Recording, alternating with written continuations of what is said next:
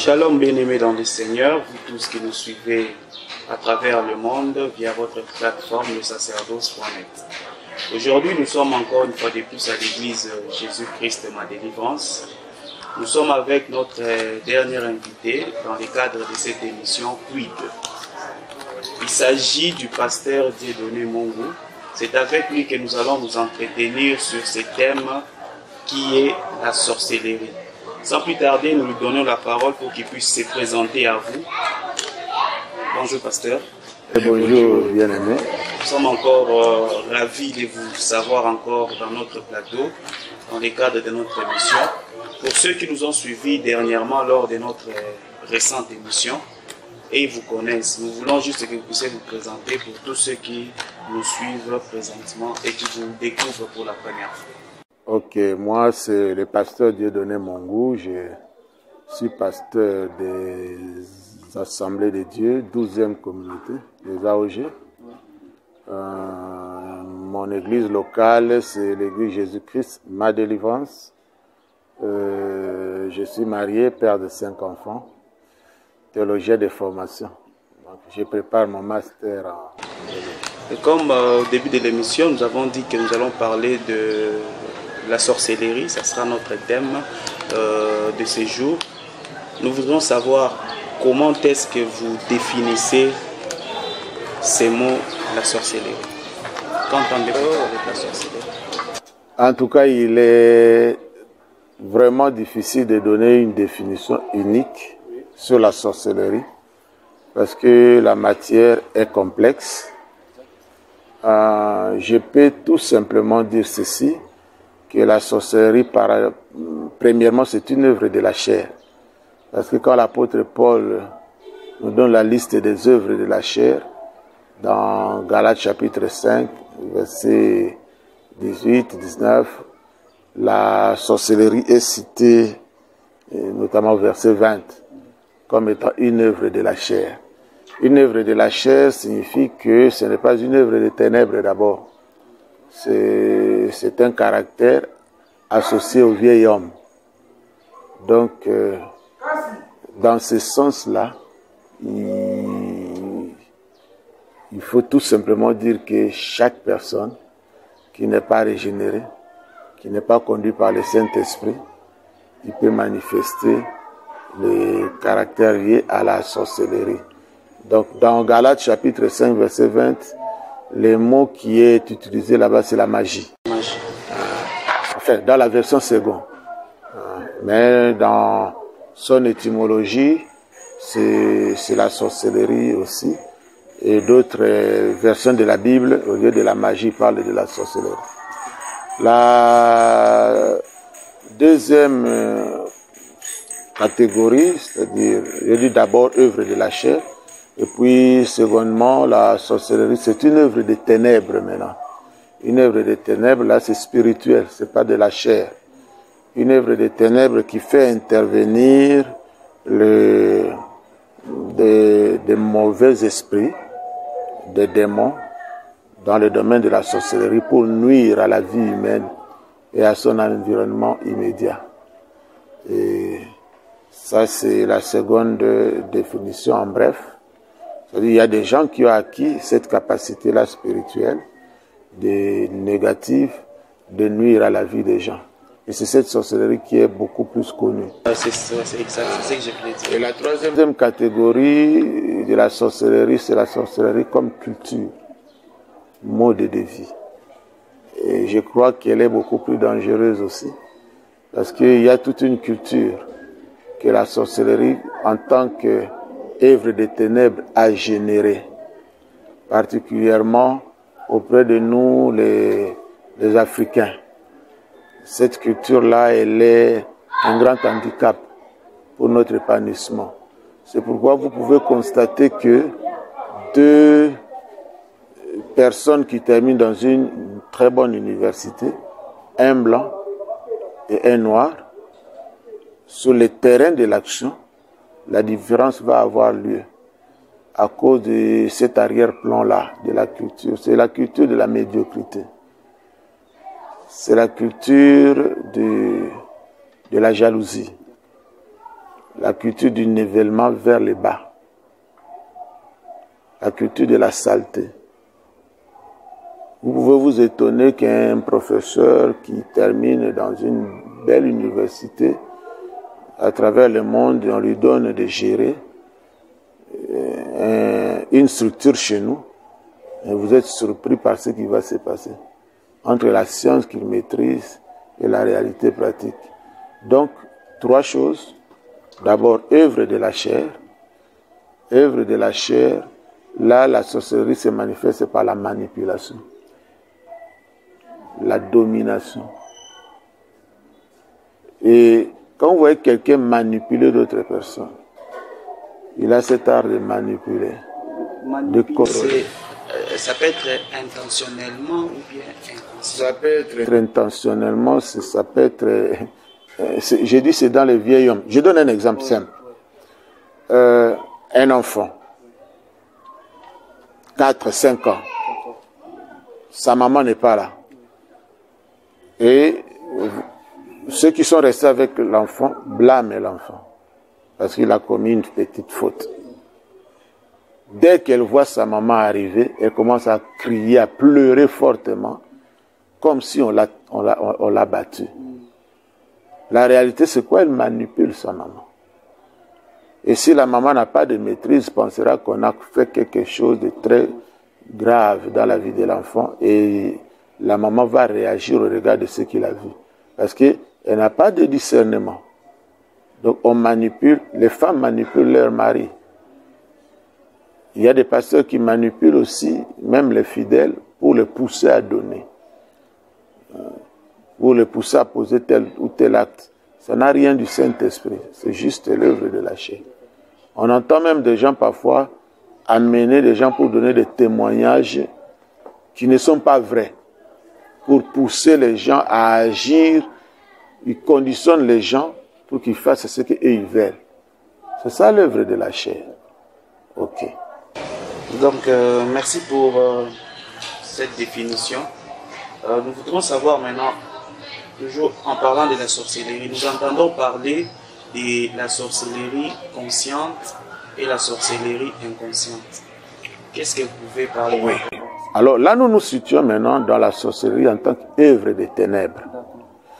Alors, l'une des difficultés dans ce qui concerne la sorcellerie, quand j'ai eu à rencontrer ce cas, c'est que la Bible ne nous donne pas des enseignements sur la sorcellerie parce que ce n'est pas l'objectif pour lequel on a écrit la Bible.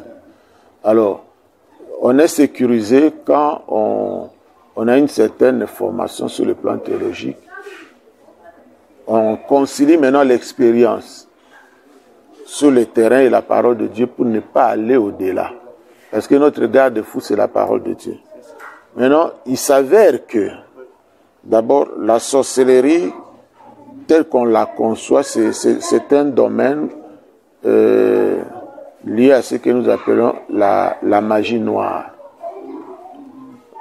ou la sorcellerie africaine. Noire, tout simplement parce que, premièrement, les gens qui en ont commencé et qui gardent un certain monopole sont des Noirs. Quand on parle de la magie blanche, c'est ce qui se passe au niveau des Européens. Magie rouge, souvent, sont des Asiatiques, des Indiens, tout ça. Alors, dans la magie noire, il est constaté qu'il y a plusieurs catégories de gens. Ça dépend d'abord de la manière dont on a contracté cette sorcellerie. Et puis, aussi, du niveau d'action de la sorcellerie. Alors là, il y a ce que nous appelons la sorcellerie active et la sorcellerie passive. Active, ça signifie que la personne est consciente qu'elle est sorcière. Elle peut vous expliquer comment il a eu la sorcellerie, quand est-ce qu'il a eu la sorcellerie, avec quoi il a eu la sorcellerie, il est avec qui, parce que la sorcellerie ne travaille pas de manière isolée. C'est une association. J'aime appeler ça une association de malfaiteurs. Ils travaillent toujours dans un groupe. Alors, il y a... ça, c'est une sorcellerie active. Il est conscient. Même quand il arrive dans une église, il sait détecter qu'on est avec telle personne, on est avec telle personne. Ils sont tous ensemble. Ils se reconnaissent. Alors, donc, il a les yeux ouverts. Et puis, il y a la sorcellerie passive. Ce sont des personnes qui ont cette sémence-là, mais qui ne savent pas qu'ils ont cette sémence-là. Il faut parfois enseigner la personne pour qu'il s'en rende compte. Et il peut s'en rendre compte notamment au travers des rêves qu'il fait, au travers des choses qu'il vit dans sa vie. En fait, ce n'est pas un problème médical, c'est juste un problème lié à une certaine sorcellerie. Alors, dans cette sorcellerie active ou consciente, il y a des gens qu'on appelle la sorcellerie, la catégorie de sorcellerie qu'on appelle la sorcellerie de sang. La sorcellerie de sang, c'est une sorcellerie héritée. C'est dans la famille. C'est une sorcellerie qui se transmet de père en fils. Ou un grand-père à un petit-fils. L'enfant naît et il naît sorcier, ou bien l'enfant naît et il y a des rites qui se passent pour qu'il soit sorcier. Pour que quelqu'un soit sorcier, on n'a pas besoin de rites. Et ça, l'aspect bizarre de la sorcellerie. La sorcellerie est très dangereuse. Elle est mauvaise. Derek Prince appelle ça l'ennemi public numéro 1. Ils n'ont pas d'église ou un lieu de rencontre. Et vous ne connaissez pas qui est dedans, qui n'est pas dedans. Ils n'ont pas un système visible hiérarchisé. La sorcellerie des sens, ça peut se transmettre même par les regards. Comment? Quelqu'un qui en a, en principe un sorcier, quand il quitte cette terre, il doit léguer la sorcellerie à une autre personne. Il peut réclamer tout simplement sur le lit de l'hôpital, j'ai besoin de telle personne. Dès qu'il arrive et qu'il se regarde, c'est tout, il transmet, lui il expire. Vous comprenez un peu? Donc, ça peut se transmettre par l'initiation, ça peut se transmettre même par une salutation. Il y a plusieurs moyens. Mais le principe, c'est que ça se transmet du père ou d'un parent à un autre, et c'est dans la famille.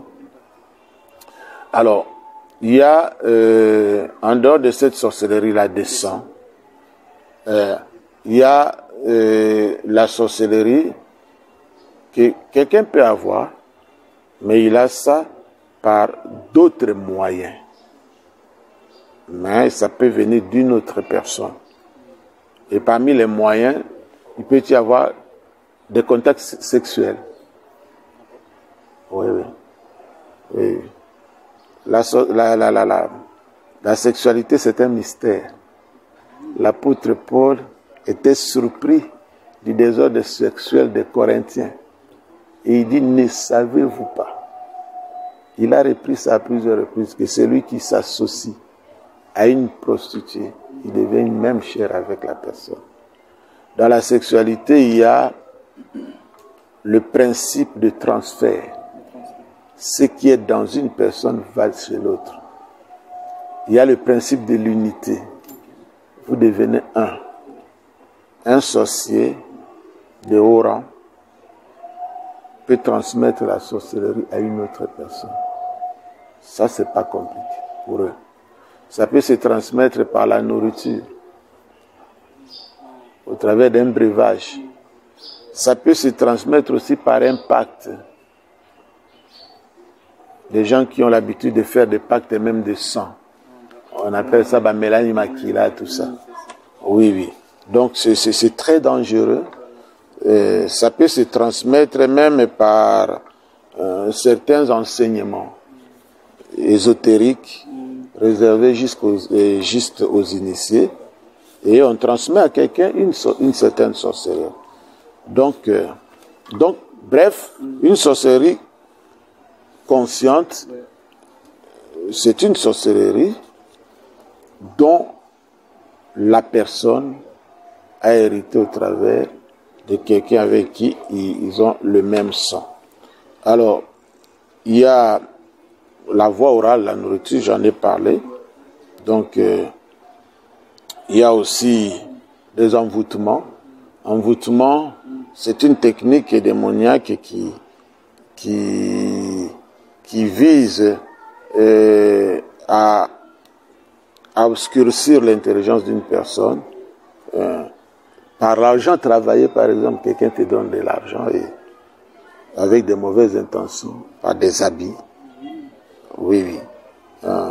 Donc, ce sont des moyens de transmission de la sorcellerie. Alors, la sorcellerie inconsciente, c'est une sorcellerie où j'avais dit que la victime est dedans, mais il ne le sait pas, il ne se reconnaît pas. Donc, cette sorcellerie-là, la personne, le grand danger, c'est que tôt ou tard, quelqu'un il peut rencontrer une personne qui a vu cela en lui et il déclenche maintenant. Donc tu as quitté de l'inconscience en conscience, c'est ça? Oui, oui, oui. C'est comme une cime qui existe mais qui n'est pas encore activée. Voilà. La prochaine question constitue même le thème de notre émission de ce jour. On voudrait savoir concernant le chrétien. Un chrétien peut-il être ensorcelé? Nous sommes référés sur le livre de Galates, au chapitre 3, le verset 1er. Là où l'apôtre Paul était en train de parler aux Galates, en leur disant, par rapport à leur comportement, qui vous a ensorcelé. Oui. Dans notre version, c'est ensorcelé. Ensorcelé, envoûté, tout ça. Oui. Oui. Et l'apôtre Paul dit très bien, vous marchiez bien, qui vous a arrêté. C'est-à-dire, ce sont des gens qui, au début de la foi, quand ils ont reçu Jésus-Christ comme Seigneur et Sauveur, quand l'apôtre Paul leur a apporté la vraie doctrine, ils avançaient très bien dans leur marche. Mais à un moment donné, brusquement, il va se rendre compte que rien n'avançait. Et il régressait maintenant dans la chair. Alors, il a compris que quelque chose s'est passé. Qu'est-ce qui s'est passé? Ce sont des judaïsants qui sont passés et qui ont enseigné. Là, l'ensorcellement s'est fait au travers des enseignements. Voilà. Ce sont ces enseignements-là qui n'ont rien à voir avec la parole de Dieu, qui les ont ensorcelés.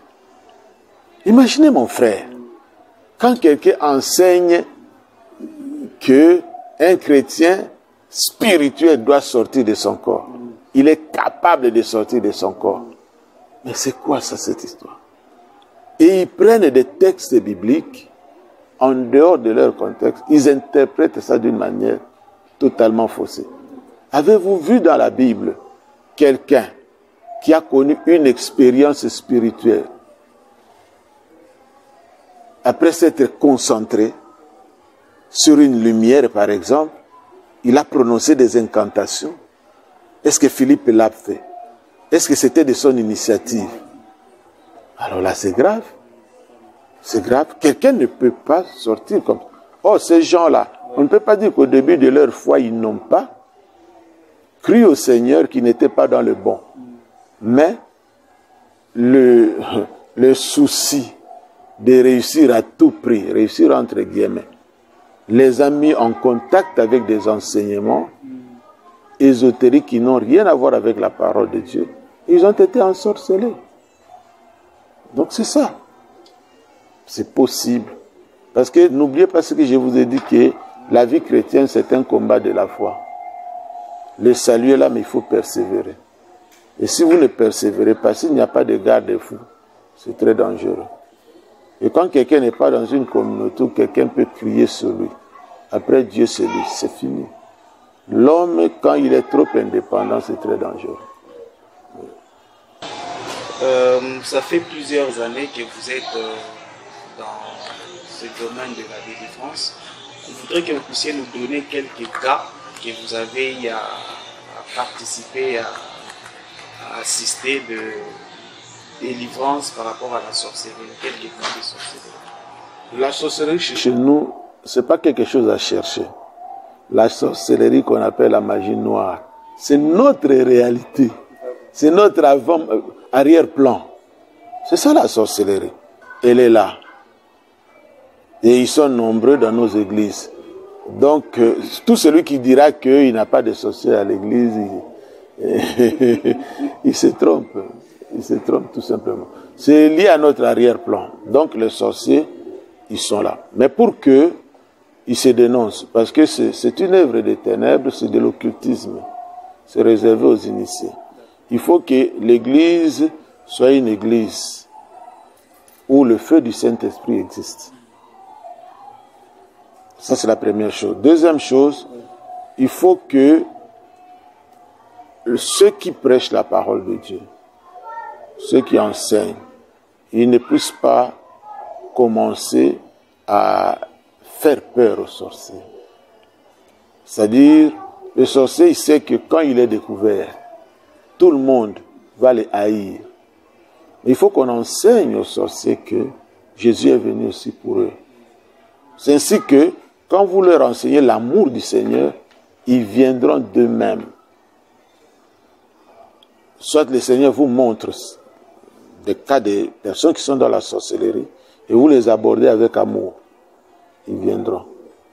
D'autres, par exemple, quand ils sentent qu'ils sont menacés, soit ils prennent la fuite, soit ils prennent des dispositions pour entraîner les gens qui n'ont pas le discernement pour dire qu'on les salit et tout ça. Et l'Église connaît des problèmes. Il y a beaucoup d'églises qui ont perdu beaucoup de membres, entraînés par des sorciers qui se sentaient menacés.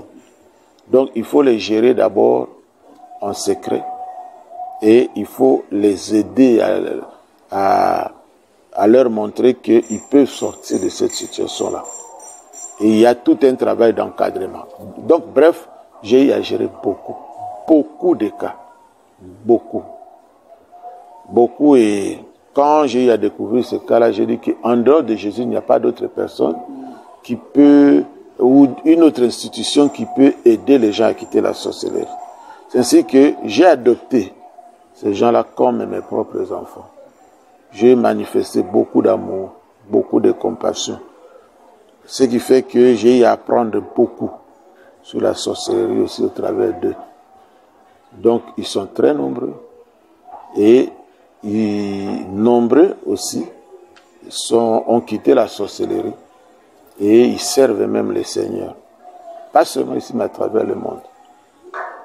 Maintenant, le problème, il y a la gestion, c'est ce qui est beaucoup plus important parce que si la famille n'est pas associée, c'est un échec. Il faut que les parents s'y impliquent. Et si vous trouvez des parents qui collaborent, qui coopèrent, parce que l'enfant passe beaucoup plus son temps à la maison. Alors si il évolue dans ce climat-là, où à l'église on le prend en charge, et à la famille il n'est pas rejeté, et il s'en sort toujours. Il y a dans la société, là où nous vivons, des exemples où on entend parler moi en Amazanando. Moi nous n'enga subaka mingi butunyo subaka mingi sûrement avant la kindoki. Donc les gens ont cette facilité à travers un signe, un comportement de pouvoir qualifier quelqu'un de sorcier.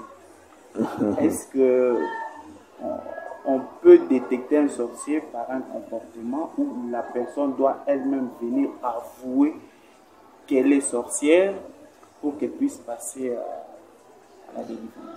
Le meilleur témoignage, c'est d'abord le Saint-Esprit et puis la parole de Dieu qui équilibre tout. Si tous les enfants qui font pipi au lit sont des sorciers, alors là c'est grave. Nombreux aujourd'hui qui sont devenus adultes seraient aussi considérés comme des sorciers. Parce que faire pipi au lit, c'est parfois lié à l'âge. Ça peut aussi être lié à une maladie. Il y a des gens qui souffrent de telles maladies. Mais je crois que dans le domaine lié à la délivrance, on examine toujours au cas par cas. Ah. Donc, la question de l'apôtre Paul est fondamentale. Vous avanciez bien, mais qui vous a freiné? Qui vous a arrêté? À titre d'exemple, il y a une jeune fille pour laquelle on a découvert qu'elle a connu un problème de sorcellerie. C'est parti comment? Quand elle était en 5e primaire, de la première année primaire jusqu'à la 5e année primaire, elle était toujours la première. Elle arrive à la 6e primaire, elle sort la dernière de la classe. Une chute d'intelligence qui n'était pas normale. Alors, les parents s'inquiétaient et j'ai eu à parler, à causer avec l'enfant, avec beaucoup d'amour, tout ça, on a prié ensemble. C'est ainsi que l'enfant va avouer, il va expliquer que non. Voilà ce qui s'est passé. J'ai été victime, j'ai été ensorcelé. C'est ainsi que j'ai perdu mon intelligence. Donc, c'est parti comme ça, par un témoignage. On ne peut pas dire d'emblée comme ça, parce qu'il y a des enfants qui grandissent aussi, genre violents. Moi, dans mon boulot, il ne faut pas nécessairement dire qu'il est dans la sorcellerie. Il faut voir, il y a des problèmes liés à l'éducation. Il y a des problèmes liés à des séparations des parents. Il y a des problèmes qui peuvent être liés même au comportement des parents qui sont ensemble à la maison, qui peuvent amener un changement total de caractère. Donc il faut de l'équilibre et il faut beaucoup de discernement. Nous sommes à notre rubrique des questions-réponses, parce que nous avions annoncé que nous allons tourner une émission avec vous concernant la sorcellerie. Et nous avons posé la question aux internautes, ceux qui nous suivent régulièrement. Nous avons recueilli 2 questions. La première question, la personne s'était même irritée. Elle s'est dit comment quelqu'un qui est chrétien, qui est en Christ, peut être encore sorcier ou peut être ensorcelé. Donc, pour elle, elle estime que c'est impossible. Bien aimé, le Seigneur nous a dit ceci: soyez simple comme la colombe, prudent comme un serpent. Ça signifie qu'il a dit que je vous laisse comme de brebis au milieu de l'eau. La terre dans laquelle nous sommes, Satan est toujours là. Chaque enfant de Dieu doit prendre des dispositions pour se protéger. Que ce soit par l'alimentation, il faut prier avant de manger. Que ce soit par les gens qu'on côtoie. Tu sais qu'on peut être ensorcelé même par certains films. Il y a des films qui viennent tout droit, inspirés par le monde des ténèbres. Quand on est accro à ces choses-là, c'est très dangereux. Quand un chrétien se permet à suivre les histoires liées à la pornographie, toutes ces choses-là, comment quelqu'un peut dire, quand on reçoit Jésus, j'ai dit que ce n'est pas comme un vaccin. Donc, il faut persévérer, il faut pratiquer la parole de Dieu, mettre ça en pratique, vivre comme un chrétien, être dans un climat spirituel positif, évoluer, tout cela, sans quoi la régression est toujours possible. Mener à Alexandre, comment ils ont fini leur vie. Ils étaient des compagnons de Paul. La seconde question, la personne s'est même étonnée. Elle s'est dit, pour elle, si quelqu'un doit être ensorcelé, c'est-à-dire un chrétien, soit la personne n'a pas de foi, soit la personne marche dans les péchés ou a commis un péché, raison pour laquelle elle a ouvert une brèche et elle peut être ensorcelée. Là, c'était l'enrichissement de cet internaute. Quel est votre avis? Oui, l'internaute a raison. Parce que nous devons exercer la piété, mener une vie de piété, méditation quotidienne de la parole de Dieu, la prière, être dans une église et servir le Seigneur. On doit vivre dans cet environnement-là pour se protéger. C'est notre responsabilité à chacun d'entre nous. Mais quand on laisse une brèche, l'ennemi s'engouffre. ils profitent pour vous détruire. Et c'est malheureux. Nous sommes presque arrivés à la fin de cette émission. Nous voudrions que vous puissiez dire votre dernier mot concernant ce thème qui est la sorcellerie et aussi par rapport à cette émission que nous venons de tourner avec vous. Moi, souvent, je suis très triste par rapport à nous, les Africains, en général, les Congolais en particulier. La sorcellerie, c'est notre réalité. Mais on n'y fait pas trop attention. Et on ne peut pas réussir efficacement dans l'exercice de l'œuvre de Dieu si on ne contextualise pas les messages. C'est-à-dire qu'on ne tient pas en compte cette réalité qui nous est attachée à la peau qu'on appelle la sorcellerie. La sorcellerie, on n'a pas besoin d'avion pour aller prendre ça ailleurs. Elle est ici, avec nous. Et il faut qu'on intègre dans l'exercice de l'œuvre de Dieu des enseignements liés au secret pour vaincre la sorcellerie. Parce que si nous menons nous avons un mode de vie qui favorise la sorcellerie, ça sera très malheureux. C'est très très malheureux. Mais il n'y a pas assez de littérature là-dessus. Et les quelques personnes qui écrivent parfois dans les domaines liés à la sorcellerie, on sent que souvent on se limite dans des expériences. Or, les expériences souvent ne cadrent pas vraiment avec la vérité. Il faut que nous nous sensibilisions par rapport aux dangers que nous rencontrons ici sur nos nations en ce qui concerne la sorcellerie. Il y a de cela près de 15-20 ans, je disais aux gens qui étaient tout autour de moi, 20 ans même, que ce que le Seigneur me montre, si nous ne prenons pas en compte l'encadrement des enfants aujourd'hui, nous allons vivre dans notre nation des situations catastrophiques. Et aujourd'hui, le mouvement Kuluna est né. Tous ces enfants-là, ou tous ces jeunes gens qu'on amène à Kanyamassa, c'est très bien. Mais le vrai problème est spirituel. Si les aumôniers peuvent être là pour suivre les aspects spirituels, nombreux sont dans la sorcellerie. J'en connais par rapport aux gens que j'identifiais déjà à ces moments-là, qu'ils avaient ces problèmes-là. Et les parents, certains parents ont refusé l'encadrement, qu'on encadre les enfants. Ils sont devenus des Kuluna. Il suffit de les voir seulement agir, vous comprendrez. Et j'ai dit la sorcellerie est très dangereuse, notamment en ce qui concerne la culture qu'elle a engendrée. On dit toujours que donner et mettez de l'argent pour un noir dans un livre, il n'ouvrira jamais ce livre. Nous n'avons pas cette culture-là, la culture de la lecture. Elle n'est pas attachée à notre peau. La culture de la saleté, c'est la nôtre. Comment quelqu'un peut donner la référence de là où il habite,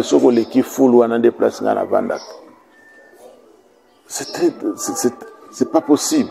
La culture de la haine, du nivellement vers le bas, on s'auto-surveille. Personne ne doit réussir. On doit combattre tout le monde pour que tout le monde descende en bas. Oh, regarde, mon frère, la culture de l'excellence qui existe chez l'homme blanc. Et ils ont leurs problèmes avec leur magie blanche et tout ça, avec l'homosexualité, tout ça, le lesbianisme et tout ça. Mais nous, c'est la sorcellerie. Hein? C'est contre tout ce qui a trait au développement. Regarde le fleuve qui coule. Et le débit du fleuve, c'est combien de mètres cubes par seconde. Et regarde nos robinets. L'argent y entre. Mais celui qui est là, il confond sa poche. Parce qu'on n'a pas la culture de l'intérêt commun. C'est dans le sang. Ce sont des choses qui exigent un grand travail. On peut dire que oui, les Chinois ont leur occultisme, mais leur occultisme, ce n'est pas de la sorcellerie comme chez nous.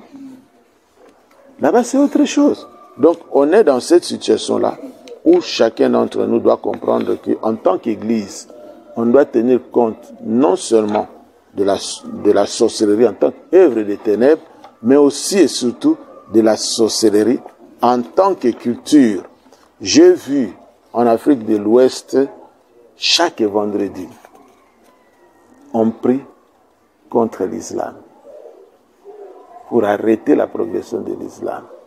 Mais chez nous, essayez tout simplement, vous dites, un jour, on prie seulement pour la sorcellerie, contre la sorcellerie. C'est tout un problème. C'est tout un problème. Donc, voilà un peu mon dernier mot. Il faut que nous, en tant que théologiens, on s'en occupe. Nous sommes arrivés à la fin de cette émission. Merci de votre humble attention. Nous vous donnons rendez-vous à notre prochaine émission avec un autre invité, si le Seigneur nous le permet. Et si tardez à venir, nous vous donnons rendez-vous très prochainement. Au revoir. Au revoir.